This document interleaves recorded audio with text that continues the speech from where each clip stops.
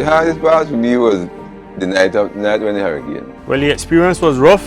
I passed it with approximately 32 neighbors, and the experience was kind of rough. Well, I was in my house when it started blew off the first, and well, afterward the house start to lift. So we come out and went to my mother. When the hurricane blew, I was right in my house. Even my wife and my grandmother, my mother gone out by a different place because I say no, I see in a house, and I say I'm not coming out because I don't believe say when it blew. And everybody come and say we have to come out, you have to go by the cancha, go get up in the. But I tell them no, I want to stay right here. To the last lattering around 9:30, the breeze come in and the rain start coming, and I couldn't stay, and my children then come and tell me, get up mama, get up, let's go, and they carry me. When night comes is when I practically secure my things home, and then well, during the night we had to fight it out. We passed it outside finally, run out of the refuge, we pass it outside because well, the sea come up and bust the window them, and coming up, and we had to jump out through another window to protect our life. And we had children, we had old people, and we had woman who was pregnant and everything with us, so imagine that. Thank God, well, I never passed it alone. During the hurricane, I was with the family, as I said. My mother, my father, my brother, uncles, cousin was there, auntie, and so, you know, and then we had like our family. What was with us too was them is friend of our family. So it was all of us there together. But I hear like something they crack in their house up, and I tell them, better get up because something coming now. When I like something gone off, like something drop at the house up, and I tell them, well, this night now. And when can you get up and open the front door? The door hit me right back way. He said, what I do, Buelo? I said, what I do? We have to go.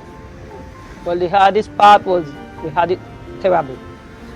Because we had us to the run.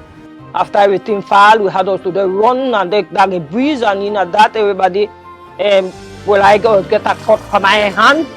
My husband had get a hit him. We had us to carry him away, and my daughter get a cut.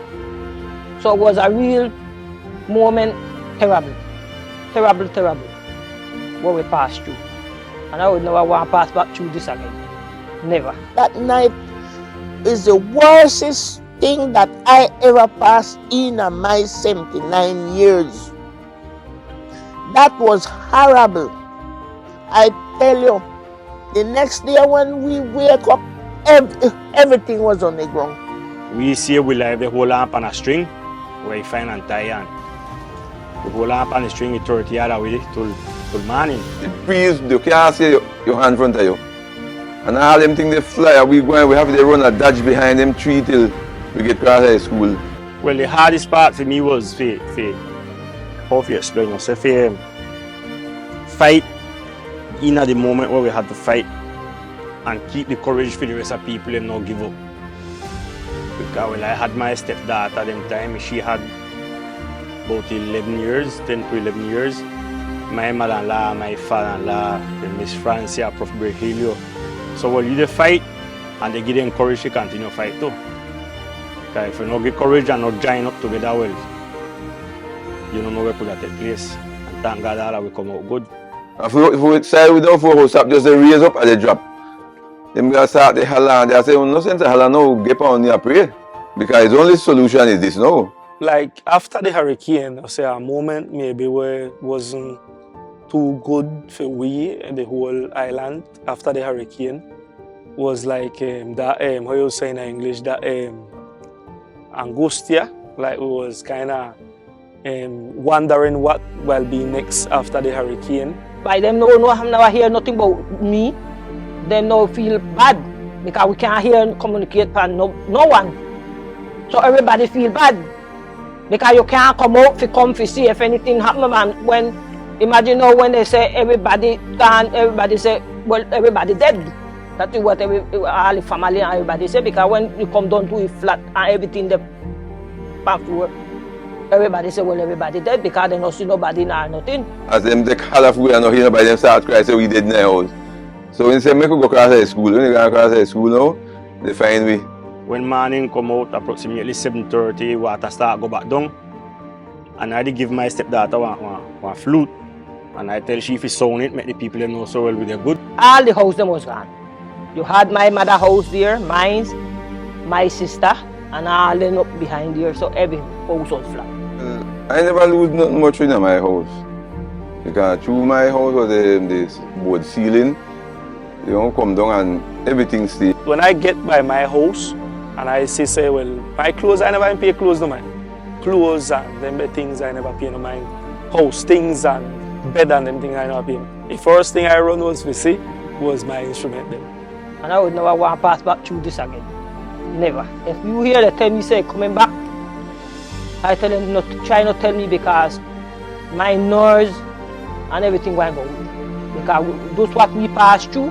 And when we get up that morning, after then, when we look everything on the flat, we lose everything out here flat. That was a terrible day for me. Terrible. Pass through a terrible. So I would never want to pass back through that. Well, the message I can figure is when we hear, when the government announce or tell you anything, we must learn to listen. Because we had this, because they notify we how long and somebody may not come because they say come in and when they come it turn off. So we have to learn to take advice. Take advice to the people then. Well, if we have to leave it that again, no, we try to do it, but try to prepare. We are nowhere and there a little bit more prepared. Because well, we don't live the experience already and we don't see the problematic of it and the situation. So every year that's coming, we have to be prepared better and better. If the even come back, we can confront it plenty more better than the first time. I hope this not come back in Ireland because I tell them the lie is who we are warning. And we must change.